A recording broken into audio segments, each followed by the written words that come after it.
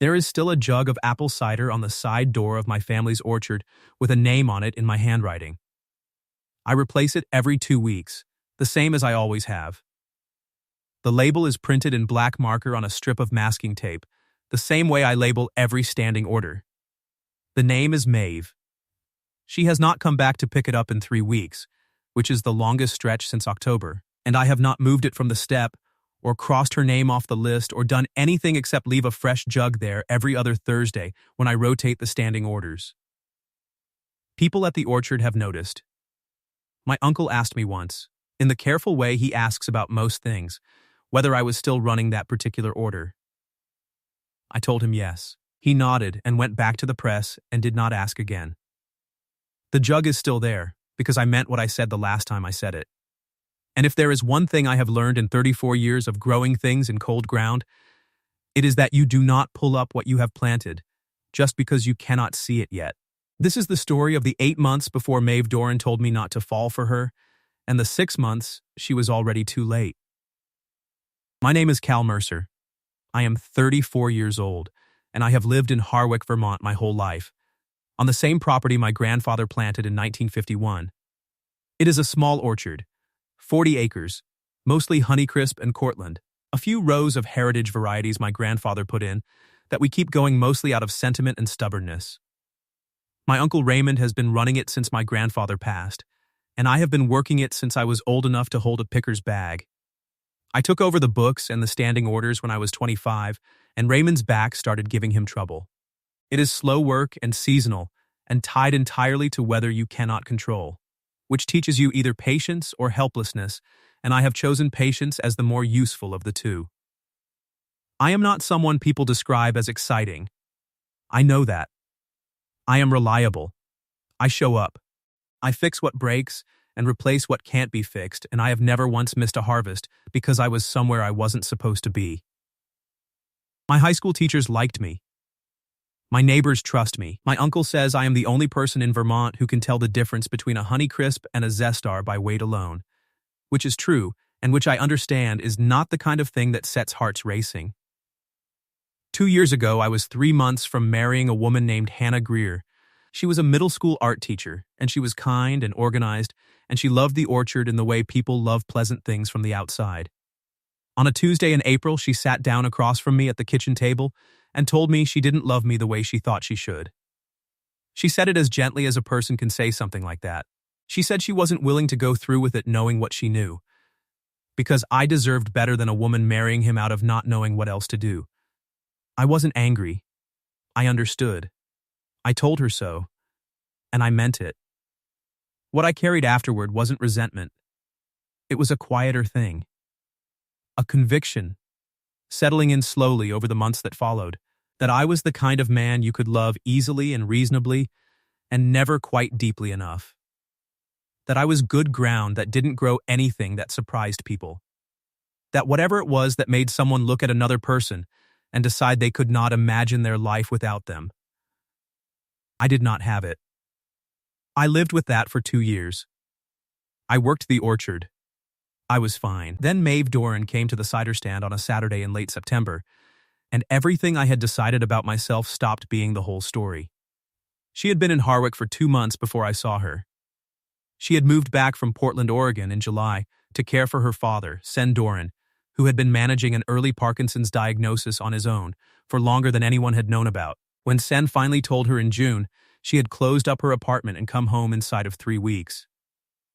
I knew Sen the way you know everyone in a town of 4,000, well enough to wave, not well enough to know his business.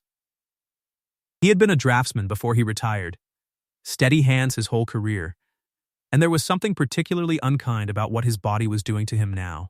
I met Maeve on a busy Saturday when the stand was 3 people deep and she was waiting at the end of the line with 2 empty jugs and the patient expression of a woman who had learned not to mind waiting.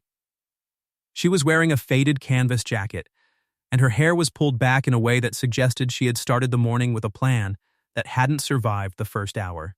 She bought 2 gallons of the Honeycrisp cider and asked if it kept well, and I told her 2 weeks refrigerated, 3 if she kept the seal tight. She came back in 2 weeks with the same 2 jugs. After the 3rd time, I wrote her name on a strip of masking tape and put it on a standing order jug and left it at the side door. When she came the following Saturday and found it there already labeled, she stopped and looked at it, then looked around for whoever had done it. I was coming around the corner from the storage barn. She said, "Did you do this?" I said I had. I told her she always came on the busy days and it seemed simpler. She said, "You noticed when I came?" I said I kept track of standing orders. She looked at me for a moment. Then she said, "I'm not a standing order. I just come to buy cider." I said, "Well, now you don't have to wait in line for it." She considered that for a moment, the way someone considers something they are not sure what to do with. Then she took the jug and said thank you and left. She came back the following Thursday, off schedule, which was the first time she'd done that. She said she'd finished the cider faster than expected. I gave her a second jug on the house because I had made too much that pressing. She argued about it briefly. I told her it would go to waste otherwise, which was half true. She stayed 20 minutes longer than she needed to, looking at the press through the barn window while I cleaned up. "How long does it take?" she said. "The whole process. From harvest to finished cider, about 3 weeks," I said. "The pressing itself is fast. The waiting is the long part." She nodded slowly, like she was thinking about something other than cider. On the drive home she had mentioned Portland once, called it home in the present tense. Automatic, the way you refer to a place that is still where your life is kept. She talked about her father's condition with the organized precision of someone who is managing a timeline. She never once said she loved Harwick. She said it was good for now. And she said it without looking up. I noticed. I didn't say anything. October came, and the harvest with it, and Maeve Doran became a regular presence at the edges of my days, in the way that people do when a town is small and your properties aren't far apart. She started coming to the orchard on the pressing weekends, not to help exactly, but to photograph. She was a graphic designer by trade, but she shot for herself on weekends. Documentary style. Slow and deliberate. She photographed the pickers and the press and the steam off the fresh cider and the particular way the afternoon light came through the gaps in the barn boards in October, golden and slanted and full of dust. She never got in the way. She had a gift for being present without being noticed. I noticed her. Raymond noticed that I noticed her. In the way he noticed most things, without comment, with a small adjustment in his behavior, which in this case meant making sure there was always a spare cup of coffee when she was there. In November she called me. She had gotten my number from the orchard's main line. Her father had taken a fall in the kitchen. Nothing broken, but she was shaken and the clinic was a 40-minute drive and she didn't want to put him in the car alone.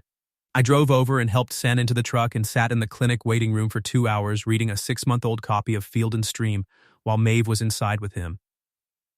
When she came out and said he was fine, just bruised, she looked at the magazine in my hands and then at me.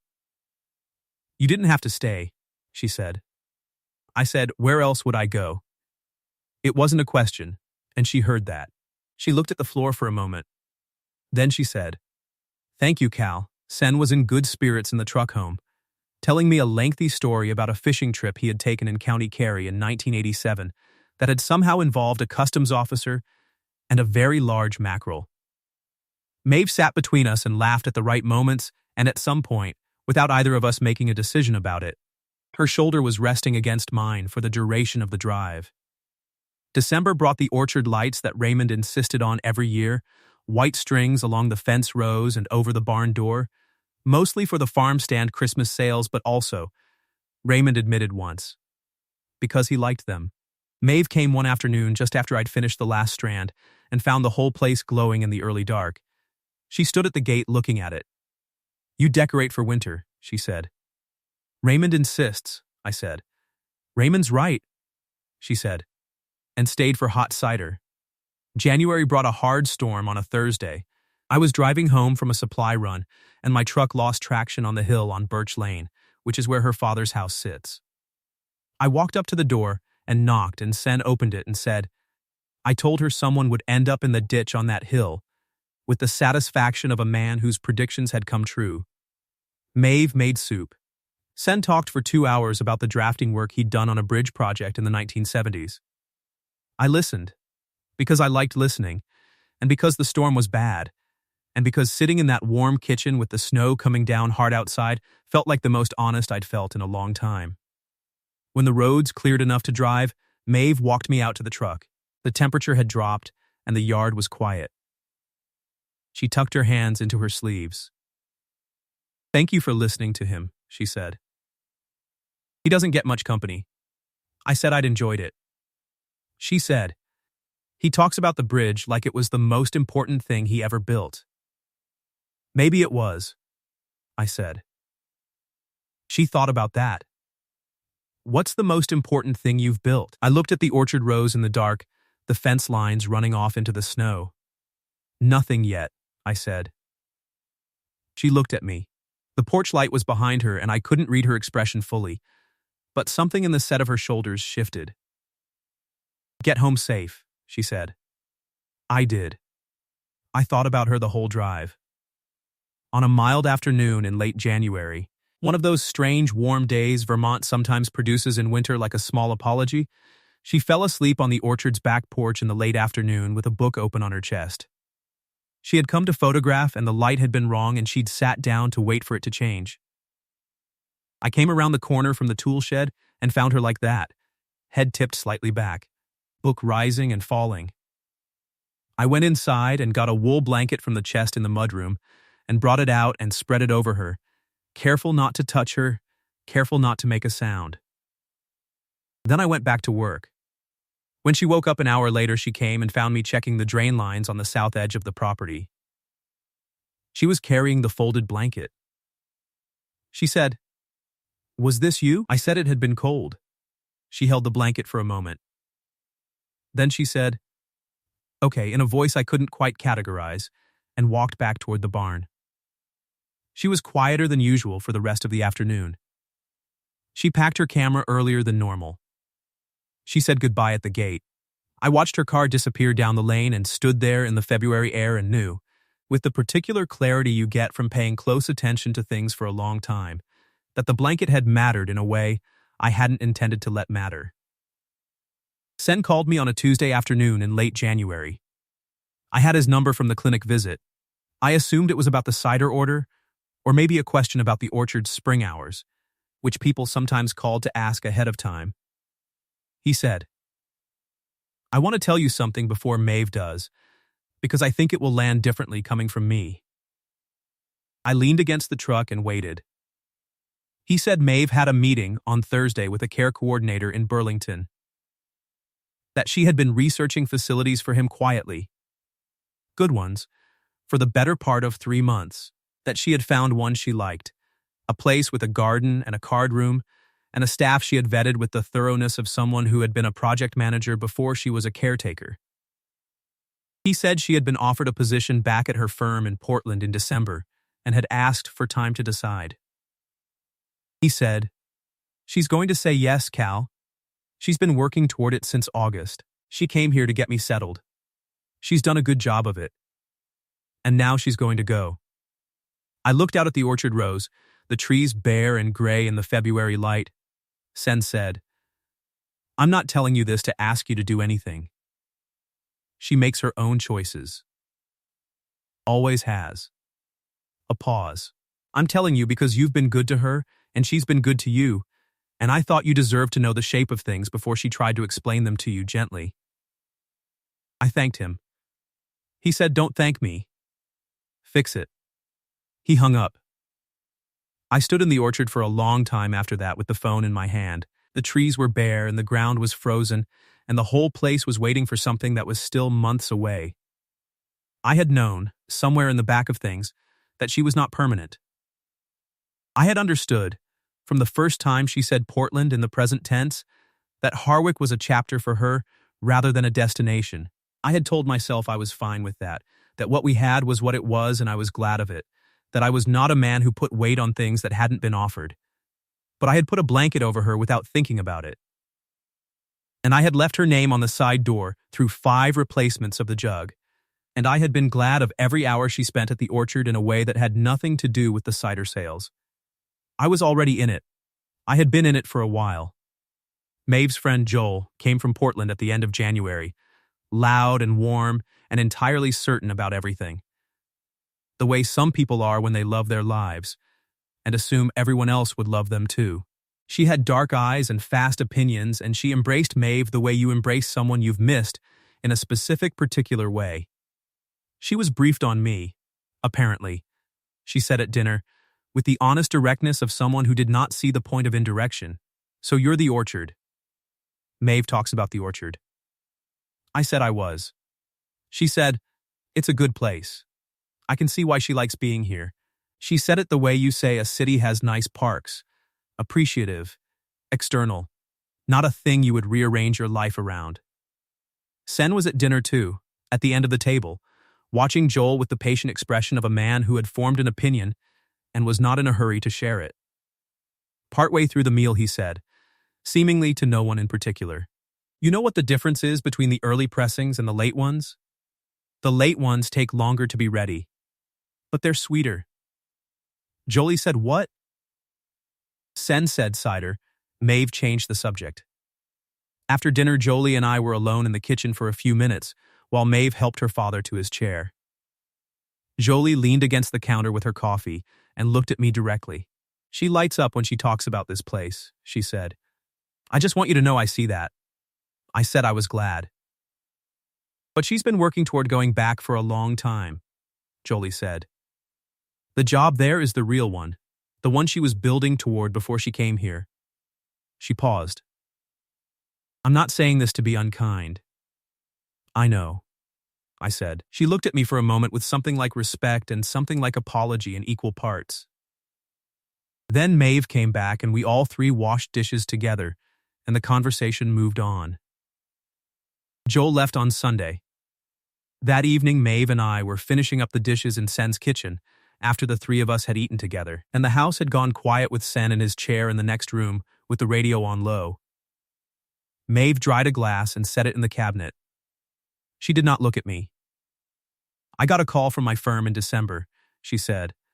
I asked for time. I've been thinking about it since then. I said, I know. She looked at me then. Quick, Sen told you. He wanted me to have some context. She let out a breath that was not quite a sigh. She set another glass down. The position is a good one. It's what I've been working toward for 5 years. It was just bad timing. I waited. I found a care facility for my father, she said. It's a good one. He's going to be well looked after. She paused. I'm going to say yes to Portland. I think I have to. The radio played something quiet from the next room. Outside the kitchen window, the February yard was dark. She turned and faced me, and her voice was careful and kind in the way that careful and kind can be harder than unkind. I like you, Cal, she said. I want you to know I know what this winter has been. I know what it has been for me. She held my gaze. So please, don't fall for me. I'm not staying. I dried a glass. I set it in the cabinet. I told her she was about 6 months too late with that advice. She stood very still. I said goodnight to Sen, who was awake enough to say goodnight back, and I drove home through the dark. In the 2 weeks after that conversation, Maeve began the quiet work of departure. She came to the orchard, but she called ahead first now, and she left at reasonable times, and she did not stay for coffee afterward. She said Portland in the future tense rather than the present tense, which was different, and I noticed it. She said when I'm gone at the end of sentences in the easy way of someone who has made a decision and is folding it into ordinary speech. I did not pursue. I did not appear at her door or leave notes or find reasons to call. I finished the orchard's winter maintenance and started planning the spring root pruning, and I thought, carefully and honestly, about what I was doing. I had spent 2 years believing I was good ground that didn't grow anything that surprised anyone. And then Maeve Doran had come and spent 8 months at the edges of my days, and I had put a blanket over her while she slept, and left her name on a cider jug, and driven her father to the clinic, and told myself I was just being neighborly. I had been lying to myself in the gentlest possible way. The question I needed to answer wasn't whether I loved her. I knew the answer to that one. The question was whether the kind of love I had Was the kind worth saying out loud to someone who had already told me she was leaving? Whether it was patient, or whether it was just afraid to lose one more thing quietly. I thought about Hannah. About sitting at that kitchen table while she told me the gentle truth. I did not want to be something Maeve looked back on from Portland with a small ache and a fond memory, and the particular relief of having gotten out before it cost her something. If I was going to say anything, it needed to be honest. Not a bid. Not a hold. Just the true thing, said clearly, and whatever she did with it was hers to do. Sen called on a Thursday evening. He said, "She cried in the kitchen last week. She thought I was asleep." I said, "Sen, I know," he said. "I'm a meddling old man. But I've watched her for 31 years, and I know what she looks like when she's making the wrong decision and telling herself it's the right one." He paused. "She thinks staying means giving something up. She doesn't see that going means giving something up too. She needs someone to point that out who isn't her father." I said, "She made her choice." "She made a choice," Sen said. "There's a difference." He hung up. I sat with that for a while. Then I got my coat and drove over. She answered the door in a sweater and socks and the expression of someone who had not expected company. Sen was in his room with the light on, giving us the kitchen, which I suspected was not accidental. I stood in the doorway, and I told her the truth. I told her I wasn't there to ask her to stay. I told her the decision was hers, and I meant that fully, and she did not owe me a different answer. But I told her I needed to know, honestly, whether Portland was what she actually wanted, or whether it was the plan she had made before she had a reason to make a different one. I told her I was not asking for her sake. I was asking for mine, because I was 34 years old, and I had spent 2 years deciding I was not the kind of person who surprised anyone, and she had spent 8 months making that feel like a lie, and I needed to know if I was right or if I had just found a very gentle way to be wrong again. She listened. She did not interrupt. When I finished, she looked at the kitchen table for a long time. She said, "Give me some time." I said, "Okay."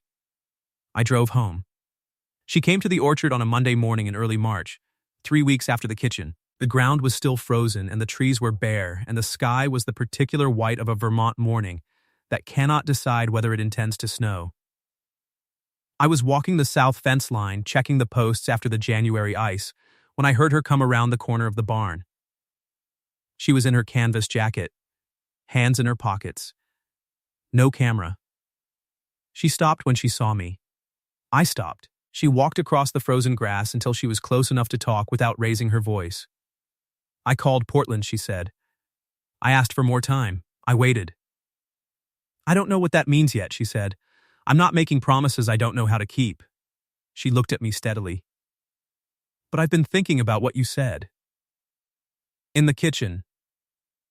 "All right," I said. She was quiet for a moment. She looked at the orchard rows, the bare trees running off in their patient lines. "I said something to you that evening," she said, "about not falling for me." I looked at her. "You said something back." Her voice was very even. "I've been thinking about it every day for 3 weeks. I just needed to know if you still meant it." The morning was still. No wind, no birds yet, just the frozen ground and the white sky and the two of us standing in it. "Don't fall for me," she warned. I said, "You should have said that 6 months ago." Her eyes were bright. "I know," she said softly. "I know you did. You were already in it, weren't you?" "October," I said. "Maybe September. I'm not certain of the exact date." Something in her face shifted. Not crumbling. More like opening, the way a door opens when the latch finally gives. She took a breath. "I'm scared," she said. "I want you to know that. I'm not good at staying in things. I tend to leave before they cost me something." "I know," I said. "You've mentioned Portland about 60 times. She let out a breath that was almost a laugh. Her eyes were shining. "I don't want to leave this," she said. "I've been sitting with that for 3 weeks trying to figure out if it's true or if I'm just scared of a different thing. And I think it's true." I crossed the frozen ground between us. I was not a man who moved fast at things as a rule. But I knew, standing there in the early March cold with the bare orchard behind her, that I had been patient long enough. I said, "Then stay."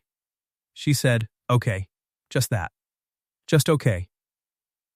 She put her hands in my jacket pockets because hers were cold, and she leaned her head against my shoulder, and we stood there in the frozen orchard while the white sky held above us, and I did not say anything else, because there was nothing else that needed to be said.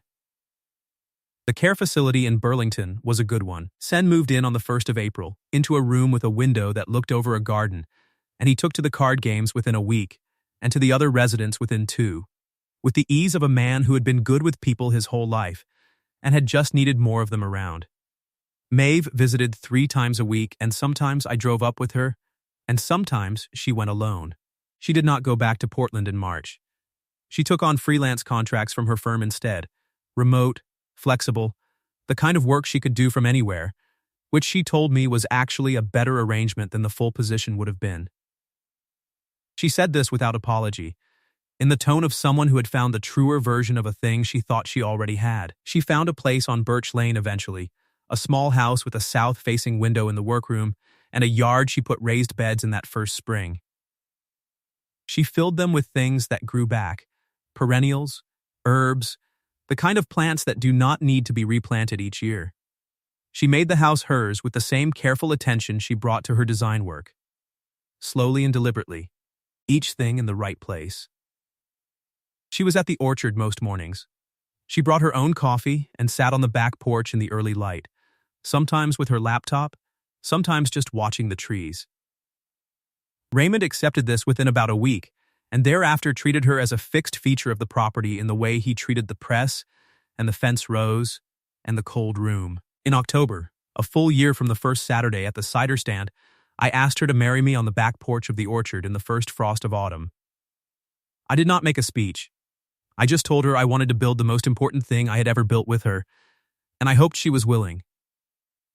She said yes before I finished the sentence. We married the following May, in the orchard, in the rows between the Honeycrisp and the Cortland, with the trees in first blossom and Sen in the front row in his good jacket, looking like a man who had arranged the whole thing and was too satisfied to pretend otherwise. Raymond cried, which he will deny if you ask him. The jug of cider is still on the side door with her name on it. She does not need it to know she is welcome. She knows that now as certainly as I know the weight of a Honeycrisp in my hand. But I write her name on the label every 2 weeks the same as I always have. Because some habits are just the shape that love takes when it has been at it long enough.